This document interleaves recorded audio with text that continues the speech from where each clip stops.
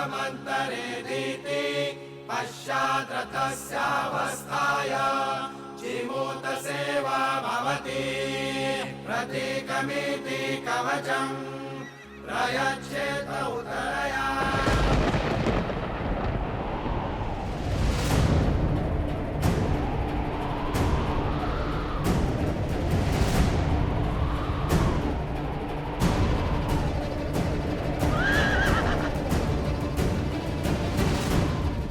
भैया, यह वातावरण किसी अनिष्ट का सूचक प्रतीत होता है।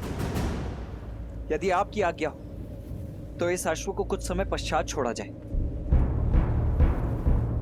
सूर्य मेघों को देखकर अपना उदय होने का समय नहीं बदलता लक्ष्मण। उसी प्रकार अशुभ की आशंका होने पर शुभ कार्य टाले नहीं जाते। सच्ची मंशा और अच्छे कार्य करने के लिए अशुभ घड़ी भी शुभ हो जाती है। सत्य वचन राम।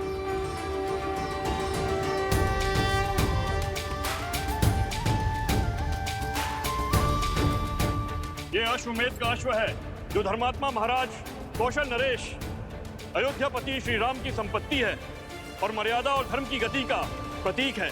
जिसने भी इसे रोकने का साहस किया, धर्म की गति को रोकने के प्रयास का दोषी समझा जाएगा और अयोध्या की चतुरांगनी सेना से युद्ध को आमंत्रण देगा।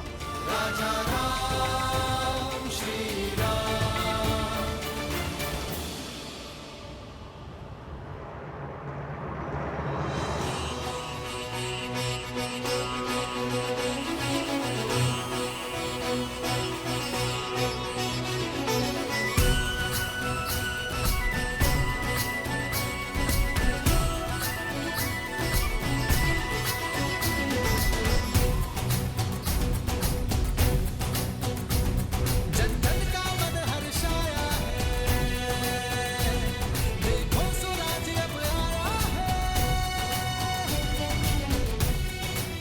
सेना के साथ अश्व की रक्षा के लिए कौन जाएगा? हम सभी सज्ज हैं भैया। आप जिसे आदेश देंगे वो तैयार है। या मैं चला जाऊं भैया? ध्यान रहे शत्रुघ्न, ये यज्ञ अन्य राज्यों पर धर्म की सुरक्षा और संधि प्रदान करने के लिए है, उन पर अधिकार स्थापित करने के लिए नहीं है। धर्म और मर्यादा पर संसार की अटूट श्रद्धा बनाए रखने के लिए तुम्हारी सहायता चाहिए मित्र। क्या हमारा सहयोग करोगे? बस इस श्रद्धा को टूटने मत देना।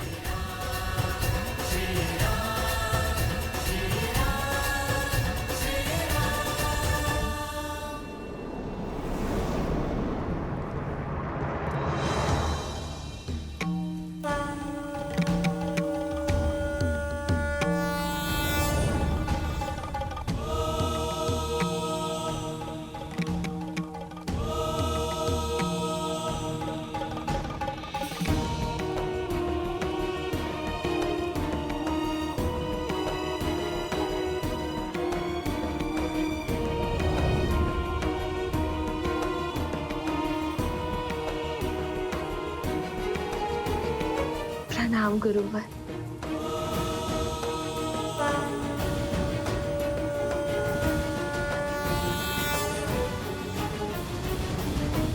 गुरुवर, ये कैसी विडंबना है। ना ही मैं अपने पुत्रों को सत्य बता सकती हूँ और ना ही मैं उनके मन में उनके पिता के प्रति उठे संदेह को मिटा सकती हूँ। श्री राम के प्रति उनकी भक्ति और श्रद्धा में लग रहे गुण को मैं कैसे हटाऊं गुरुवर? भक्ति लगती सरल है वन देवी, किंतु है जटिल। परंतु किसी के आदेश से की गई भक्ति में कोई बल नहीं होता। जब संदेह के ताप में लवकुश की भक्ति जलेगी तो स्वर्ण सी दृढ़ होकर निकलेगी।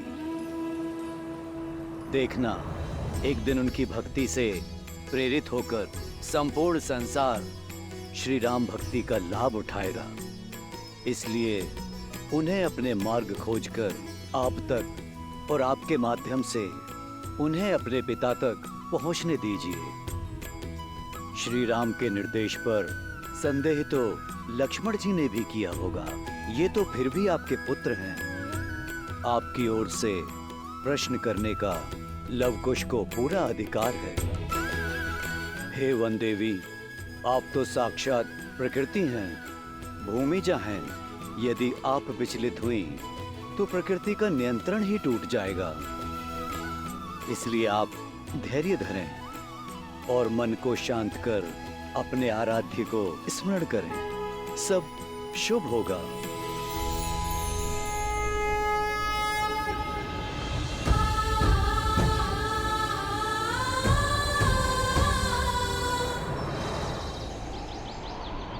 प्रयच्छेदभि प्रवर्तमाने षष्ठीं सप्तमश्वानष्टमीमिषुणवेक्षमाणम् वाचयद्दैरिव भोगैः पर्यते बाहुमिति कलं नयमानम् कलं नयमानम् कलं नयमानम्।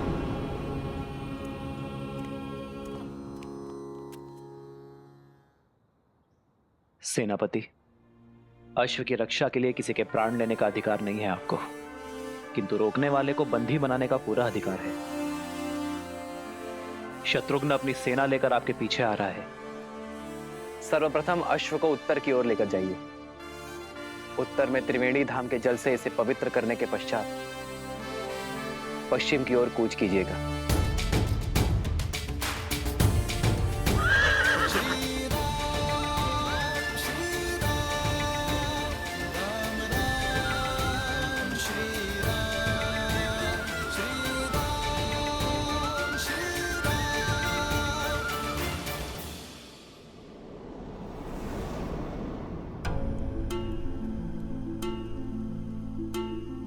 जाने कहाँ होंगी माता सीता। लो, माता सामने है और ये उन्हें जगत भर ढूंढने चले। क्या क्या कहा तुमने? मैं बताता हूँ।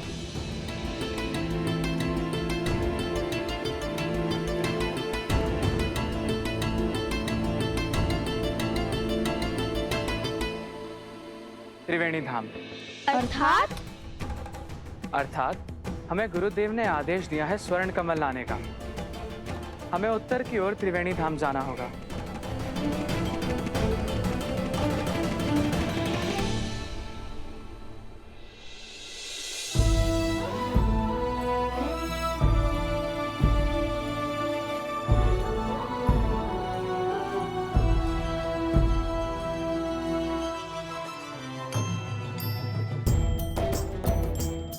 उत्तर की ओर त्रिवेणी धाम की ओर बढ़े।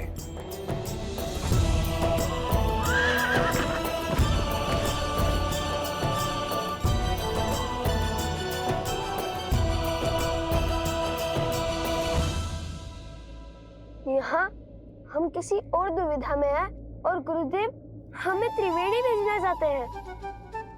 गुरुदेव के हर आदेश में गहरा अर्थ छुपा होता है कुछ। तो देखना, यहाँ से हमें अवश्य ही कोई नया मार्ग मिलेगा।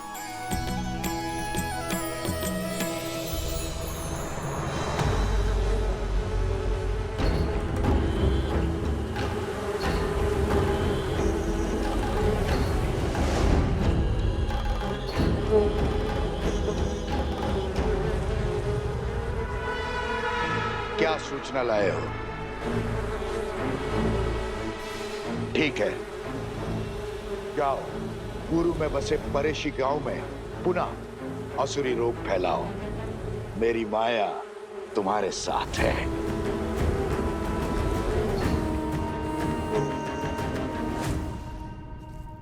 भैया, आज शुक्ल पंचमी है। यज्ञ के अश्व को मुक्त कर दिया होगा अयोध्या से।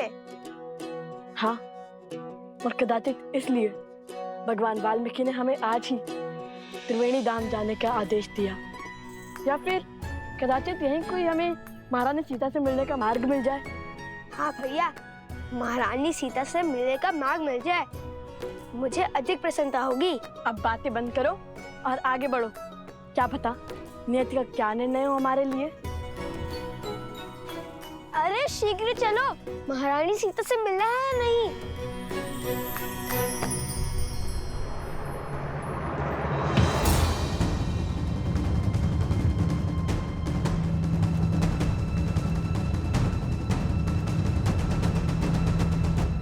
माताओं के गौतम ऋषि के आश्रम में जाने के पश्चात इस महल से बड़े बूढ़ों की छाया उठ चुकी है। आप दोनों का यहाँ आने के लिए कोटि कोटि धन्यवाद। यदि आपका मार्गदर्शन ना होता तो अश्वमेध यज्ञ का इतनी सरलता से आरंभ ना होता।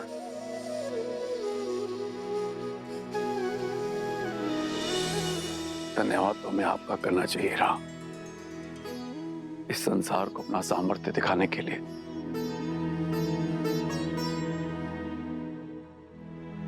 अब हमें आज्ञा दीजिए, चलते हैं।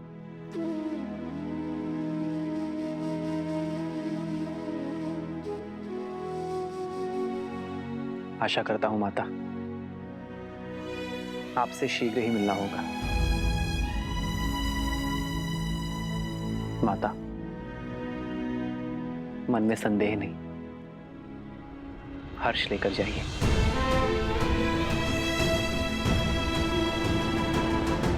माता,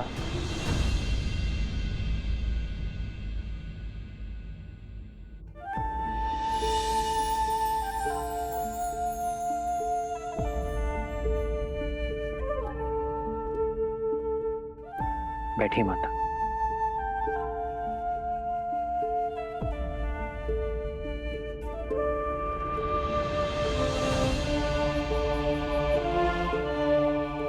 बताइए माता, सीता की अनुपस्थिति में सीता का अर्धांग आपका पुत्र नहीं बन सकता?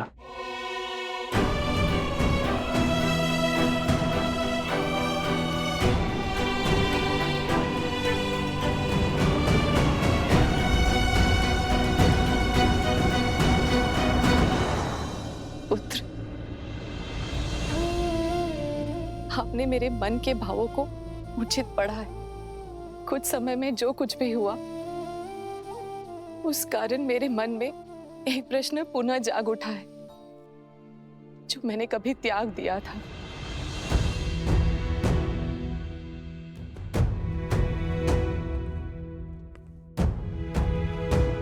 माता,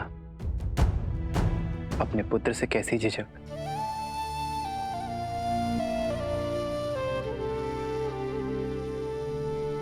मेरी सीता का वनवास कब पूर्ण होगा राम? कब मेरे हृदय में बसने वाली मेरी पुत्री मेरे नेत्रों के समक्ष होगी? कब इस मुहूर्त के स्थान पर मेरी सीता मेरे समक्ष आएगी राम? उसकी कोई सूचना, कोई समाचार सुनने के लिए मेरा मन व्याकुल है राम। मेरा देव, मेरी आत्मा मेरी सीता के लिए तड़प रही है। एक बार, केवल एक बार मेरे आस के दीप को आपके वचन की अग्नि दे दीजिए राम।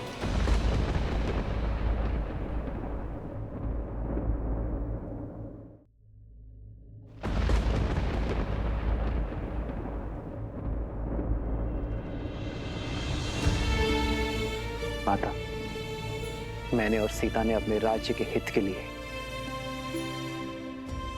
अपना स्वार्थ और साथ त्यागा है।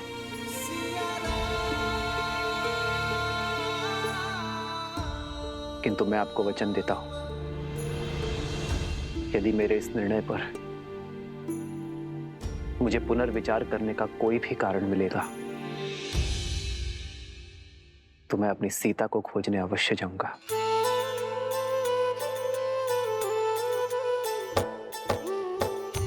आपका ये वचन मेरे जीवन की शक्ति बनेगा राम, और मैं महादेव से प्रार्थना करूंगी कि शीघ्र ही आपको ऐसा कोई कारण मिले।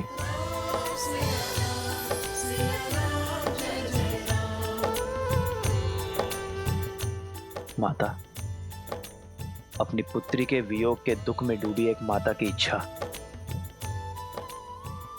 महादेव अवश्य पूरी करेंगे।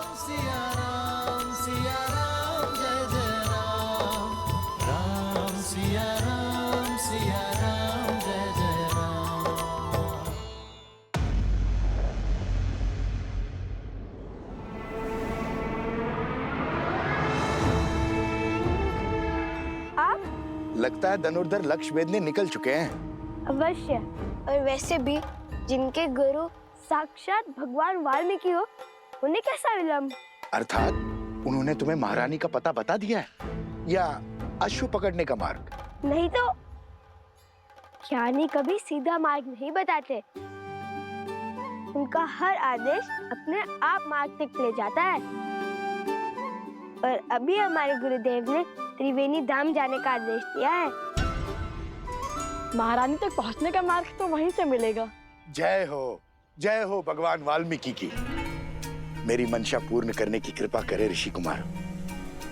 मैं भी देवी सीता के दर्शन करना चाहता हूँ, मुझे भी साथ ले चले। देखिए, मैं भोजन पका लेता हूँ, मार्ग भी सभी जानता हूँ और पूरा जीवन इसी क्षेत्र में बिताया मैंने।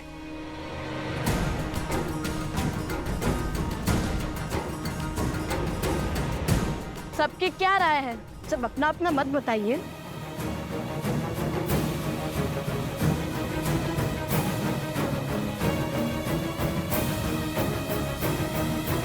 मैं भी देवी सीता के दर्शन करना चाहता हूँ, मुझे भी साथ ले चले।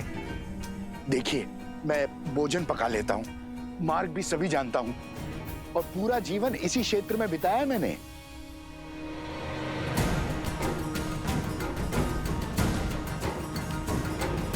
सबकी क्या राय है? सब अपना अपना मत बताइए। आप मिथिलावासी हैं, आपको तो हमारे साथ चलना ही चाहिए। जो सबका मत है वही मेरा भी है। अच्छा, तो भाभी श्री को प्रेम से सब बुलाने लगे हो आप।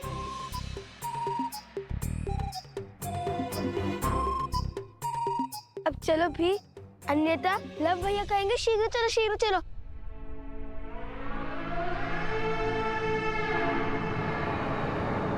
अरे आप भी चलिए, सबका मत सिद्ध हो चुका है। परंतु आपकी रक्षा का दायित्व हम नहीं लेंगे। स्मरण रहे, हम पर अन्य बहुत से उत्तरदायित्व हैं। इतने वर्षों से इसी वन में भटक रहा हूँ, अपनी रक्षा स्वयं कर सकता हूँ। बिना शस्त्र के कैसी रक्षा? पैरों से। जहाँ भय लिखा वहां से बाघ खड़े होंगे, है ना?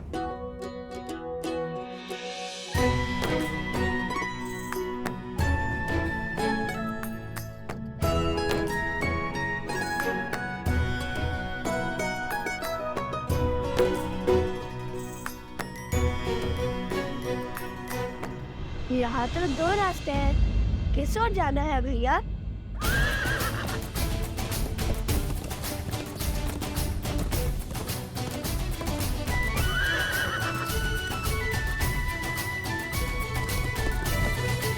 त्रिवेणी धाम जाने के सबसे उचित मार्ग जानते हैं आप?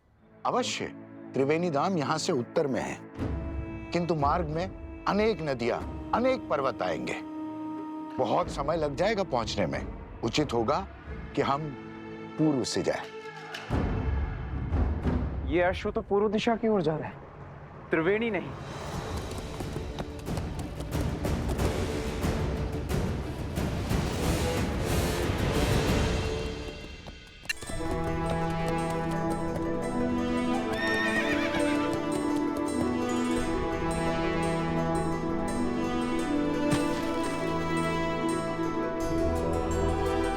हे अश्व, इस ओर चलिए। महाराज का आदेश है, आपको त्रिवेणी धाम जाना है।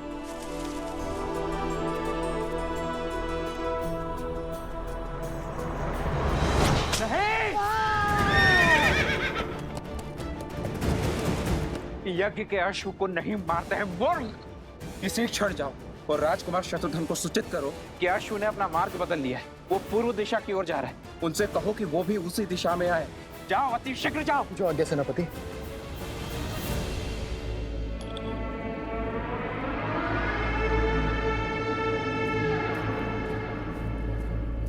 ये लीजिए।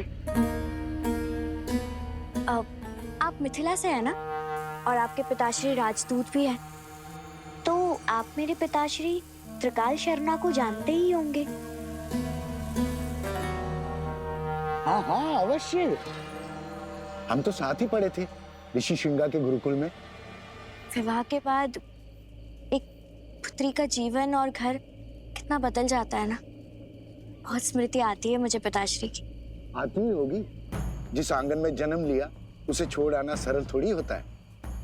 किंतु उनका तो सोचो, जिनके पिता उनके पास नहीं है।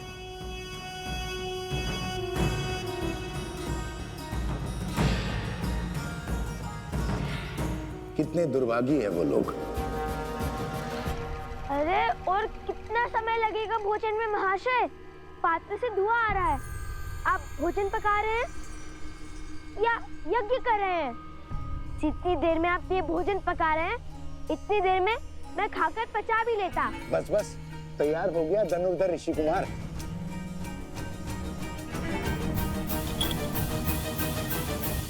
त्रिवेणी धाम तीर्थ में स्नान करने का महत्व है।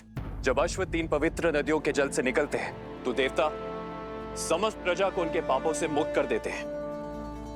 यदि उस अश्व को देवता त्रिवेणी से दूर ले जा रहे हैं तो अवश्य ही हमारा कार्य अधिक विकट हो जाएगा। हमें अपनी समस्त शक्तियों के साथ उस अश्व के पीछे जाना होगा। जय श्री राम, जय श्री राम, जय श्री राम, जय श्री राम।